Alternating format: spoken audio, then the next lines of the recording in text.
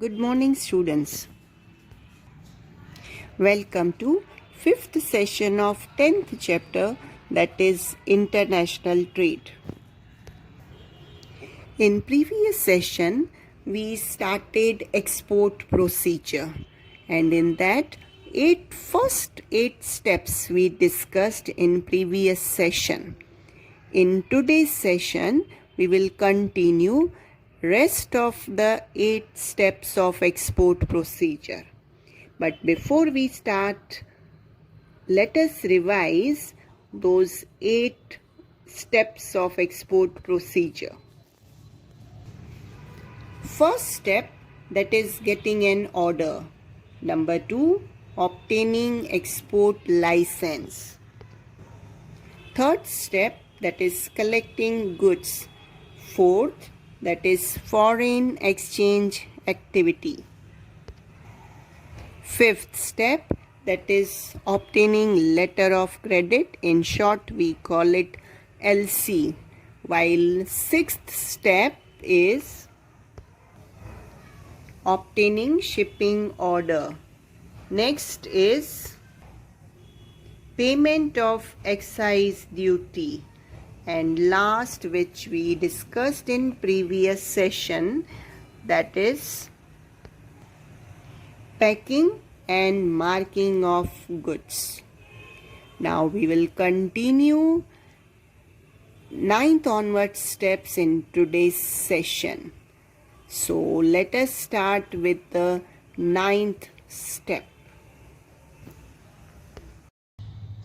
Getting insurance of the goods. There are certain possible risks while transporting goods through sea route. They are like cyclone, damage to goods due to weather, loss caused due to robbery, etc. To protect the goods against all these possible risks, goods have to be insured to get economic compensation in case of damage or loss due to such reasons. An agreement is made with the insurance company regarding this. On paying determined insurance premium as determined by the insurance company, it issues a cover note in favor of the exporter. The insurance company issues the policy against the cover note. Next, obtaining carting order. The port authorities issue permission of boarding goods on the ship, which is termed as carting order. The exporter has to make an application to the port authority from where the goods are to be exported to obtain carting order. In this application, all the details as mentioned in the shipping bill, together with the details about the payment of excise duty, are to be mentioned. When the exporter makes payment for the charges to be incurred on port, like charge of transfer of goods and the charge for boarding the goods on the ship, he is issued with carting order. 11th step, met receipt. The goods are boarded on the ship on the basis of carting order. The representative of the captain of the ship is known as met. He verifies the goods whether the same are as per the shipping bill, as well as that the goods are worth transporting as well as seaworthy. When goods are boarded on the ship, then by the captain of the ship or through his representative, met, a receipt of the goods is issued as a token of acceptance of goods on the ship. It is called met receipt. The captain of the ship checks the packing of the goods. If the packing of the goods is not appropriate, he will mention the same in the met receipt. Such receipt is known as foul receipt or dirty chit. If mate is satisfied after checking the goods, he issues clean met chit. If met receipt is foul, it means that the packing of the goods boarded on the ship is not as per the standard mentioned in the order. If during transportation such goods are damaged, then shipping company is not considered responsible for the same. Next, obtaining bill of lading. Met receipt is a receipt of goods loaded on the ship. It's not agreement of transporting the goods. The exporter obtains bill of lading from shipping company after producing the met receipt to the shipping company. Bill of lading is an agreement between the shipping company and the exporter by which the shipping company gives assurance to transport the goods from one port to another.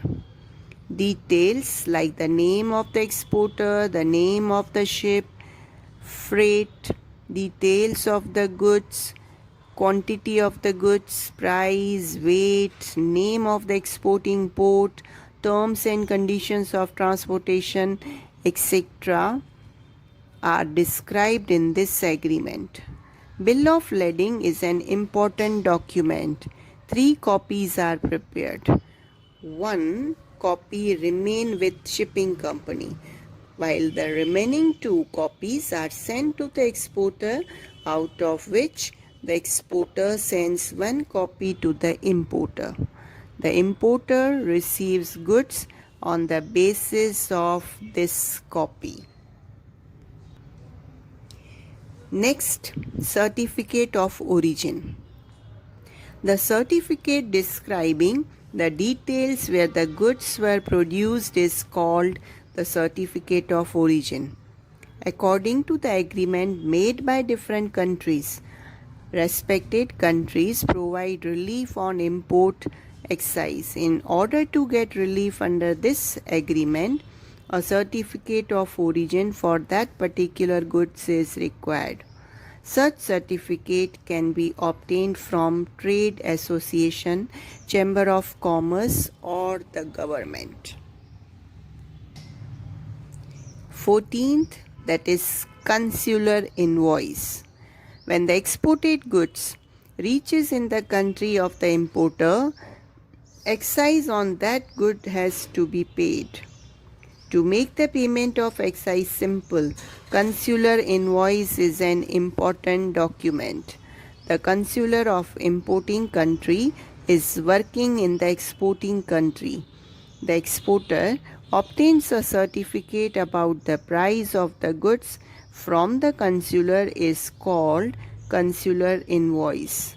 The details like quantity of the goods and price are mentioned in it, and the excise is collected on the basis of this. Next step, that is sending documents. The exporter sends the important documents like invoice, insurance policy or cover note, bill of lading, certificate of origin, consular invoice and bill of exchange, etc. to the importer's bank through his bank. 16th and last step, that is collection of money. The exporter gives the advice to the bank for the collection of the money. The exporter writes bill of exchange to the importer in order to collect the amount mentioned in the invoice. This bill of exchange may be documents against acceptance, in short we call it DA, or documents against payment, in short we call it DP. In DA, the bank of the exporter presents the bill of exchange to the importer. The bank releases the documents of the goods once the bill of exchange is accepted by the importer. But if it is DP, the bank gives the documents only after the full payment of bill of exchange is made. The bank collects the money as per the maturity date of the bill of exchange in DA, whereas in DP the amount is sent to the exporter.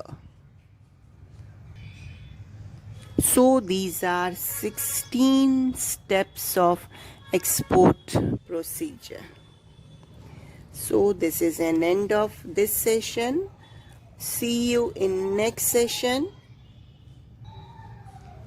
Thank you.